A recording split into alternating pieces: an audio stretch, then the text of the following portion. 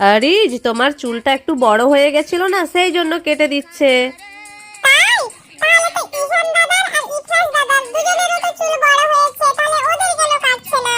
এই তো ইহান দাদাও তো সকাল সকাল ঘুম থেকে উঠে পড়েছে চুল কাটবে বলে। তুমি আগে কেটে নাও, তারপরে ইহানও কাটবে। ইহান, তুমি চুল কাটবে তো? হ্যাঁ মাম্মি, আমিও চুল কাটবো। আগে আরিফ ভাই কেটে নিক, তারপরে আমরা কাটবো। কিন্তু দাদা কোথায়? দাদা, এই দেখো, দাদা এখনো ঘুম থেকে উঠেনি। মনা, তুমি চুল কাটবে যে? উঠে পড়ো, উঠে পড়ো। ভাই আরি সবাই কেটে নিল। আমার কমপ্লিট। আমিও চুল কাটতে বসে পড়লাম। ওরে বাবা, কি সুলসুলি লাগছে। এই তো আমারও কমপ্লিট, এরপর দাদার পালা। এই তো আমিও বসে পড়লাম।